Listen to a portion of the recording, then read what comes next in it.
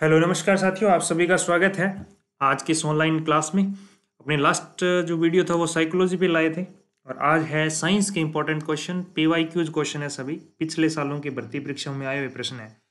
जितने भी R S S M B ने एग्ज़ाम करवाए हैं वो सभी एग्ज़ाम जो है ऑलमोस्ट एग्ज़ाम में जो है आपके प्रकाश वाला जो टॉपिक है, मैं टॉपिक जो लेके आया हूँ वो है प्रकाश। प्रकाश यानी कि लाइट बोलते हैं भैया, इसको इंग्लिश में क्या बोलते हैं? लाइट बोलते हैं। तो लाइट के ऊपर है आज के सारे क्वेश्चन। तो ध्यानपूर्वक आपने ध्यान से क्या है सुनना है और कुछ नहीं करना, आपने बस सुनना है। चलो, पहला प्रश्न। जब एक नींबू को पानी से भरे कांच के गिलास में रखा जाता है तो वह अपने वास्तविक साइज से बड़ा प्रतीत होता है। यह निम्न में से किस घटना के कारण होता है? पानी की गिलास है भैया, गिलास में क्या डाल दिया आपने? पानी से भरी हुई है, इसमें नींबू डाल दिया। क्या डाल दिया? ये लो जी, मैंने नींबू डाल दिया इसके अंदर। नींबू डालने पे क्या दिखाई देगी? ये नींबू जो है वो बड़ा दिखाई देगा। साइज क्या हो जाएगा इसका? बिग हो जाएगा, बड़ा हो जाएगा। इसका क्या रीजन है? इसका रीजन देखो क्या है। परावर्तन है, विक्षेपण है, अपवर्तन है, ये इनमें से कोई नहीं है।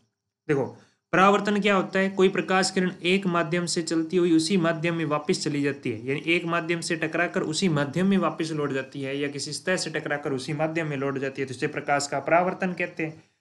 विक्षेपण क्या होता है? प्रकाश का 7 रंगों में बंटना। कितने रंगों में? 7 रंगों में बंटना। 7 कलर में स्प्लिटिंग जो होती है, विबग्योर, वो वाला। और अपवर्तन क्या होता है? जब प्रकाश किरण एक माध्यम से फर्स्ट मीडियम से सेकंड मीडियम में अगर जाता है तो उसे हम क्या कहते हैं भैया? अपवर्तन कहते हैं। क्या कहते हैं साहब? अपवर्तन कहते हैं, बिल्कुल।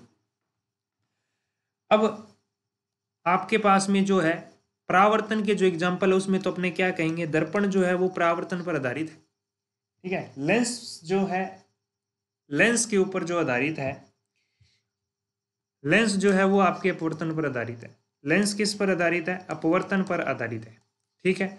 और विक्षेपण, विक्षेपण आपको बता दिया 7 रंगों में। जैसे आप इंद्रधनुष देखते हो, रेनबो जिसको कहते हैं, इंद्रधनुष जो दिखता है वो किसके कारण दिखता है? आपके स्प्लिटिंग 7 कलर्स यानी कि विक्षेपण यानी कि डिस्पर्सिंग ऑफ लाइट के कारण आपको दिखाई देता है।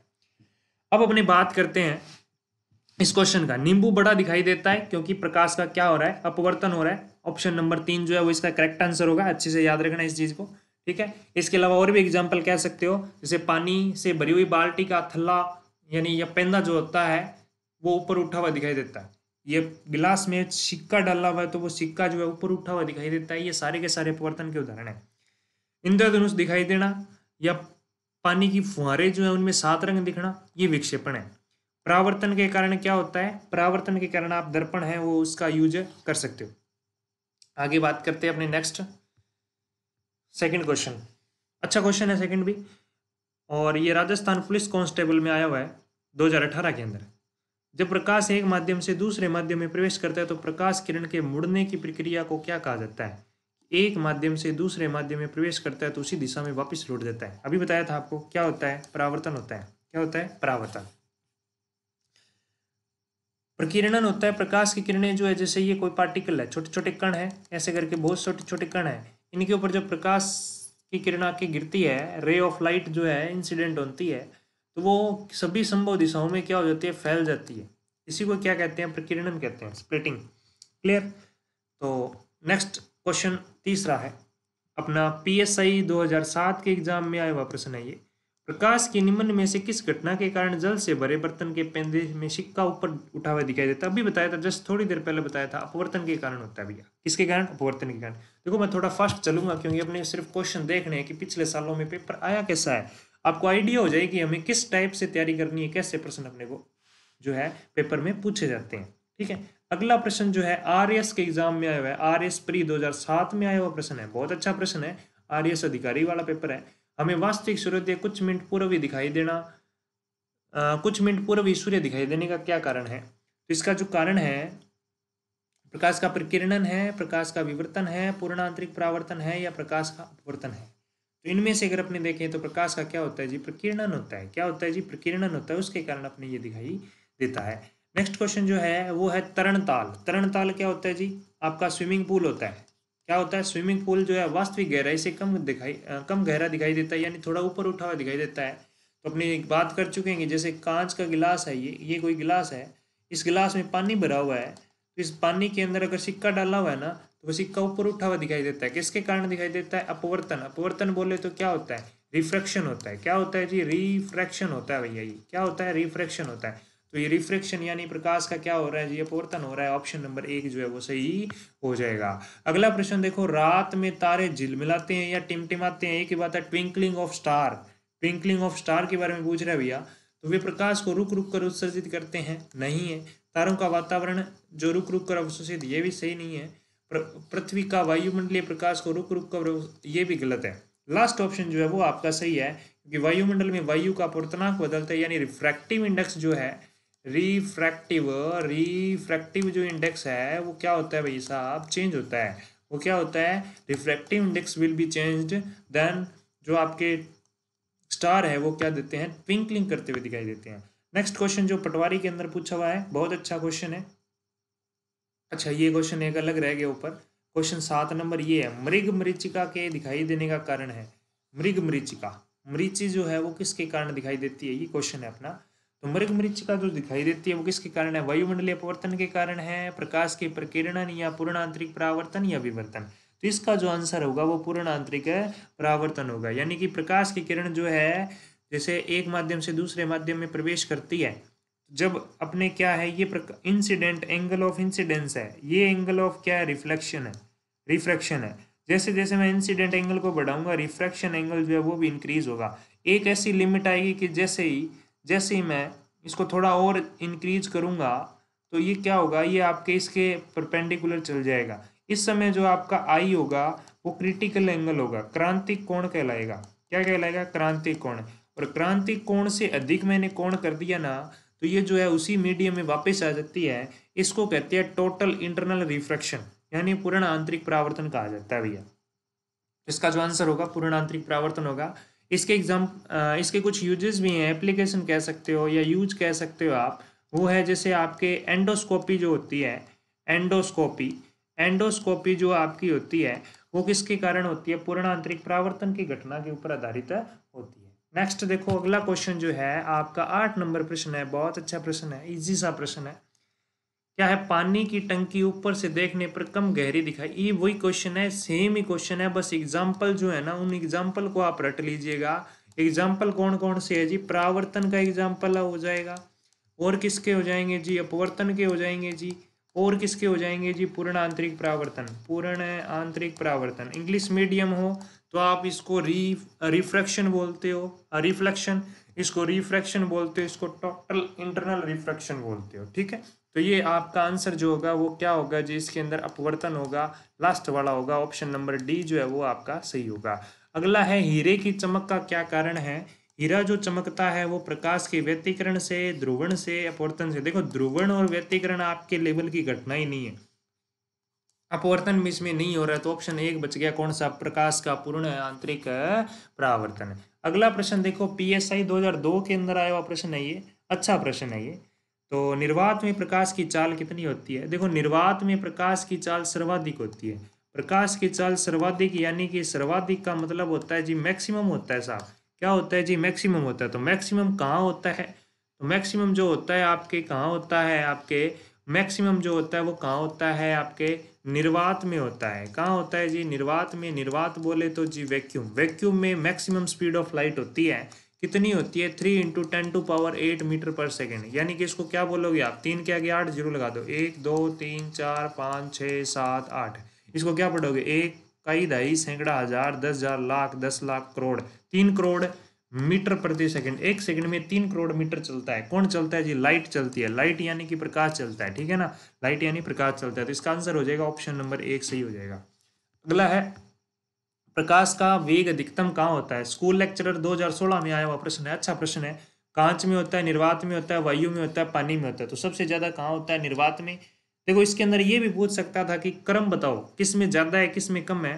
तो आप याद रखना प्रकाश की चाल के बारे में, सबसे ज्यादा निर्वात में होती है, उससे कम चाल जो होती है वो गैस में होती है, और उससे कम अगर मैं बात करूँ तो द्रव में होती है, और सबसे कम प्रकाश की चाल कहाँ होती है? ठोस में होती है। इसके अंदर देखें तो सबसे पहले 2 नंबर में होगी, उससे बाद में 3 नंबर में होगी, उसके बाद में 4 नंबर में होगी और लास्ट जो है वो 1 नंबर में। इस तरह से ये सीक्वेंस वाला क्वेश्चन भी यहाँ से इंपॉर्टेंट बनता है। अगला प्रश्न देखो, बहुत अच्छा क्वेश्चन है। जब हम समतल दर्पण में देखते हैं, यानी प्लेन मिरर की बात कर रहे हैं भाई साहब, ये कौन सा मिरर है? ये आपका प्लेन मिरर है। प्लेन मिरर बहुत अच्छा मिरर होता है, ज़्यादा कुछ है नहीं उसमें। समतल दर्पण के सामने है तो अपने चेहरे पर प्रतिबिंब दिखाई पड़ता है। इसका क्या कारण है? इसका जो कारण है प्रकाश का परावर्तन है जी। मैंने अभी बताया था दर्पण जो है वो किस पर आधारित है? प्रकाश के परावर्तन पर आधारित है। और लेंस जो है वो किस पर आधारित है? अपवर्तन पर आधारित है। लेंस किस पर आधारित है? अपवर्तन पर आधारित है। आगे देखो 13वां प्रश्न है, बहुत अच्छा प्रश्न है। क्या है? परावर्तन का नियम। परावर्तन का नियम, आपतन कोण परावर्तन कोण के बराबर होता है प्रकाश की किरण के परावर्तन के लिए सही है। ये किसके लिए सही है? कि ये कह रहा है आपतन कोण जो है आपके पास में, आपतन कोण angle of incidence always equals to angle of reflection. तो ये जो आपका रूल है ये किसके लिए ट्रू है? केवल समतल के लिए, केवल अवतल के लिए, केवल उत्तल के लिए, या सभी के लिए? तो ये सभी के लिए ट्रू है भैया। ऑल जो भी मिरर होते हैं, जितने भी मिरर होते हैं, सबके लिए ट्रू है। आपतन कोण परावर्तन कोण के बराबर होते हैं, हमेशा बराबर होंगे, ये चीज याद रखें। अगला क्वेश्चन है, बहुत अच्छा क्वेश्चन है और इसके ऊपर आप तारे जितने लगा सकते हो ना उतने लगा लो। अभी लेटेस्ट जो एग्जाम हुआ था, जैसे पशु परीक्षर का एग्जाम हुआ, इसके अलावा और भी 1-2 एग्जाम हुए, उनमें यहाँ से क्वेश्चन आया है। देखो वैल्यू चेंज होती है हमेशा, लेकिन पैटर्न यही रहता है। आपतित किरण और परावर्तित किरण के मध्य कोण 44 डिग्री है। पहले तो डायग्राम बनाना पड़ेगा अपने को, एक छोटा सा डायग्राम। देखो अपने क्या करना है, एक छोटा सा डायग्राम बनाना है अपने को। एक छोटा सा क्या बनाना पड़ेगा? डायग्राम बनाना पड़ेगा। तो डायग्राम देखो अपने बना रहे हैं। ये आपकी सतह होगी, ये आपतित किरण होगी और ये अपवर्तित किरण हो गई, ठीक है। और ये इसके बीच में क्या बना दिया जी? अपने नॉर्मल बना दिया। इट मीन्स परपेंडिकुलर बना दिया। क्या बना दिया? परपेंडिकुलर बना दिया। अब आप कहोगे ये जो कोण होता है, ये कोण कितना होता है? आई होता है। और ये जो कोण है, मैंने जहाँ पे डबल लाइन लगाई है, ये कोण होता है आर होता है, ठीक है। अब ये कह रहा है आपतित किरण और परावर्तित किरण के मध्य कोण, यानी ये टोटल जो कोण है वो कितना दे रखा है? 44 डिग्री दे रखा है।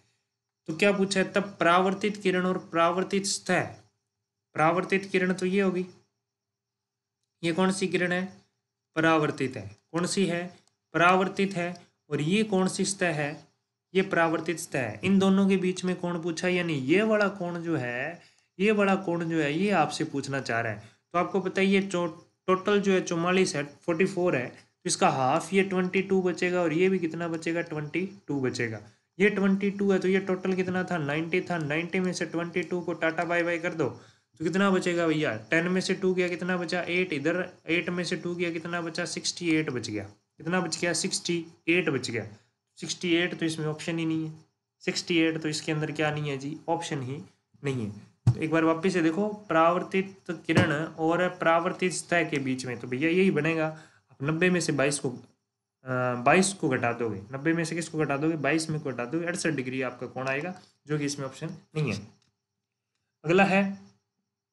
अगला जो क्वेश्चन है आपके पास में वो है, प्रकाश की एक किरण समतल सतह पर सतह के साथ 56 डिग्री का कोण आपतित होती है, परावर्तन कोण कितना होगा? ये तो इजी है जी। आपके पास में ये आ रही है, ये जा रही है, ये आपके पास में क्या कह रहा है कि समतल सतह पर इस सतह के साथ में 56 डिग्री है।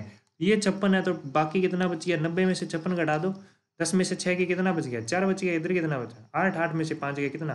5 और 3 8 होते हैं, 34 डिग्री बच गया। कितना बच गया जी? 34 डिग्री। ये 34 डिग्री है तो ये भी कितना होगा? 34 डिग्री। ऑलवेज ट्रू है ना ये? हाँ जी, ये 34 है तो ये भी 34। तो ऑप्शन नंबर 1 जो है वो क्या हो जाएगा जी आपके लिए? सही हो जाएगा। ये क्या हो जाएगा जी आपके लिए? सही हो जाएगा, ऑप्शन नंबर 1। नेक्स्ट है, परावर्तन के नियमों के अनुसार। ये महिला पर्यवेक्षक में आया हुआ है 2015 में। क्वेश्चन कह रहा है, परावर्तन के नियमों के अनुसार आपतन कोण परावर्तन कोण के बराबर होता है। आपतन कोण परावर्तन कोण का 4 गुना होता है। आपतन कोण परावर्तन कोण का दुगना होता है। आपतन कोण परावर्तन कोण का आधा होता है। तो ये लास्ट वाले तीनों ही ऑप्शन गलत है। तीनों ही ऑप्शन गलत है। पहला सही है, आपतन कोण परावर्तन कोण के बराबर होता है। अभी पढ़ा है, आई जो है आर के इक्वल होता है। Angle of incidence always equals to angle of reflection, ठीक है। नेक्स्ट देखो, अगला प्रश्न जो है बहुत अच्छा प्रश्न है। प्रकाश के परावर्तन के नियमों के अनुसार निम्न में से कौन सा सही है? ये बहुत अच्छा बंदा है, सही सही पूछ रहा है, गलत नहीं पूछ रहा है ना। हाँ जी, ये पहला क्या कह रहा है? आपतन कोण परावर्तन कोण के बराबर होता है। आपतन कोण परावर्तन कोण से कम होता है। आपतन कोण परावर्तन कौन से अधिक होता है? देखो ये झूठ बोल रहा है बंदा, ये बंदा भी झूठ बोल रहा है, ये तो हो ही नहीं सकता। तो पहला बंदा है वो सही बोल रहा है, ये पहला व्यक्ति सच्चा आदमी है। तो ऑप्शन नंबर 1 जो है वो आपका क्या हो जाएगा? सही हो जाएगा। नेक्स्ट देखो 17 नंबर के बाद 18 नंबर प्रश्न आता है, जो कि स्वच्छ आकाश का रंग पूछ रहा है बेचारा। इसने पहली बार देखा आकाश में तो इसको नीला दिखाई दिया। कैसा दिखाई दिया? नीला दिखाई दिया। अब ये कह रहा है कि क्यों दिखाई देता है, नीला क्यों दिखाई देता है ना? तो इसका क्या कारण है? 2015 में महिला पर्यवेक्षक में पूछा था ये। प्रकाश के परावर्तन के कारण, प्रकीर्णन के कारण, अपवर्तन के कारण, या इनमें से कोई नहीं। देखो वैसे तो वायुमंडलीय अपवर्तन इसका कारण होता है, तो आप इसका क्या लिख सकते हो? प्रकाश का अपवर्तन लिख सकते हो। लेकिन इसके साथ साथ में दूसरी घटना जो है, जो मोस्ट इंपॉर्टेंट होती है इसमें, वो प्रकाश का प्रकीर्णन होता है। तो ज़्यादा बेस्ट आंसर जो है वो 2 नंबर होगा। ठीक है, अगला प्रश्न देखिएगा 19 नंबर है, आरएएस के अंदर पूछा हुआ प्रश्न है, बहुत अच्छा अधिकारी वाला प्रश्न है। निम्न में से कौन सा कथन असत्य है? पहली बार बंदे ने पूछा कि झूठ पकड़ो। क्या पकड़ना है? झूठ पकड़ना है, यानी गलत कौन सा है वो बताना है आपने। तो देखो पहला है, वायुयान के विशेष रबर टायरों को थोड़ा सुचालक बनाता है। प्रकाश की नीली तरंगें बैंगनी तरंगों की तुलना में अधिक प्रकीर्णित होती है, जिसके कारण नीला दिखाई देता है, न कि बैंगनी दिखाई देता है। गीले बालों में घुमाया हुआ कंघा कागज के टुकड़ों को आकर्षित नहीं करता है। और ज्वलनशील पदार्थों को ले जाने वाले वाहनों को प्राय जमीन से छूती हुई धातु से बनी रस्सी बांधी जाती है। तो इसके अंदर जो आपका आंसर बनेगा वो ऑप्शन नंबर 2 बनेगा। क्या बनेगा? ऑप्शन नंबर 2 बनेगा। अगला है, यदि वायुमंडल नहीं हो, यदि क्या नहीं हो, वायुमंडल नहीं हो तो पृथ्वी आकाश का रंग कैसा दिखाई देगा? अगर वायुमंडल नहीं हो, इसके कारण वायुमंडलीय अपवर्तन होता है। वायुमंडलीय क्या होता है जी? अपवर्तन होता है। अगर ये वायुमंडल ही नहीं होगा तो आकाश कैसा दिखाई देगा? आपको काले रंग का दिखाई देगा जी। कैसा दिखाई देगा? काले रंग का दिखाई देगा। याद रखना, ब्लैक दिखाई देगा। अगर क्या नहीं हो, आपके एटमॉस्फेयर नहीं हो, तो ये काले रंग का दिखाई देगा। अगला है 21 नंबर प्रश्न है और लास्ट प्रश्न 22 में है आपके। तो देखो यहाँ पे प्रश्न कह रहा है, समुद्र में पानी के नीले होने का कारण है जल के अणुओं द्वारा नीले रंग को छोड़कर अन्य अवशोषण करना, जल अणुओं द्वारा नीले प्रकाश का प्रकीर्णन करना, समुद्र जल की अशुद्धता द्वारा नीला दिखना, समुद्र जल द्वारा नीले प्रकाश का क्या करना? परावर्तन। परावर्तन नहीं है जी इसमें, समुद्र जल की अशुद्धता। अच्छा, नीला होने का कारण पूछ रहा है ना? एक मिनट भाई, लास्ट ऑप्शन को कट नहीं करेंगे अपने, है ना? देखो ये पहला ऑप्शन गलत है इसके अंदर। दूसरा, जल अणुओं द्वारा नीले प्रकाश का प्रकीर्णन नहीं है, ये भी नहीं है। तो ऑप्शन नंबर जो डी है वो आपका सेट हो जाएगा। अगला लास्ट प्रश्न है आज का। क्या प्रश्न है? एक रंगीन टेलीविजन है, क्या रंगीन टीवी है? टीवी टीवी है, नहीं होता था पहले। निम्न तीन आधारभूत रंगों के मिश्रण से रंग से बनता है। इसमें मेन कलर कौन से हैं? तो आपको याद रखना है विबग्योर। क्या याद रखना है? विबग्योर आपको मैंने बताया था, वही विबग्योर आपने याद रखना है। तो विबग्योर के अंदर देखिएगा, violet, indigo, blue, green, orange, red है, यही तो है 7 कलर। इसमें से देखो, लाल, नीला, नारंगी, लाल, हरा, नीला, लाल, पीला, हरा, लाल, हरा, भूरा। भूरा तो होता ही नहीं है, किसी हालत में नहीं होता है। लाल, पीला और हरा बोला है इसने। ठीक है, ये कह रहा है लाल, हरा और नीला, ये कह रहा है लाल, नीला तथा नारंगी। नारंगी भी नहीं होगा। ठीक, इन दोनों में से कौन सा आंसर होगा? ऑप्शन नंबर 3 जो है वो आपका करेक्ट आंसर होगा। तो याद रखें ऑप्शन नंबर 3। ये मोस्ट इंपॉर्टेंट क्वेश्चन था आपके लिए, आने वाली भर्ती में जरूर आ सकता है ये प्रश्न। तो इस तरह से आज अपने कुछ इंपॉर्टेंट क्वेश्चन किए जो कि आपके लाइट के चैप्टर से आए हुए थे, प्रकाश से रिलेटेड क्वेश्चन थे। अगली वीडियो में अभी इसका पार्ट 2 भी आएगा भैया। क्या आएगा? पार्ट 2 भी आएगा, जिसके अंदर कुछ क्वेश्चन और बच गए हैं मेरे, वो क्वेश्चन मैं एक अगली वीडियो में आपको जो है करवाऊंगा। अब से अपने सिर्फ MCQs करेंगे। क्या करेंगे? MCQs। और कोई थ्योरी वाली बात होगी, कोई ट्रिक वाली बात होगी तो उसी टाइम मैं आपको बता दूंगा। वैसे थ्योरी करेंगे फिर क्वेश्चन करेंगे, इतना ज़्यादा अपने पास टाइम नहीं है। आपके पटवार वगैरह का एग्जाम बहुत जल्दी है, इसलिए मैं आपको सिर्फ क्या करवाऊंगा? MCQs प्रैक्टिस करवाऊंगा, PYQs करवाऊंगा और कुछ नहीं करवाऊंगा। ठीक है ना? तो आप इनको अच्छे से देख लें और अपने साथियों को जरूर इसके बारे में अवगत करवाएं। तो आज की वीडियो यहीं एंड करते हैं, मिलते हैं नेक्स्ट वीडियो में। तब तक के लिए bye bye, take care, thank you.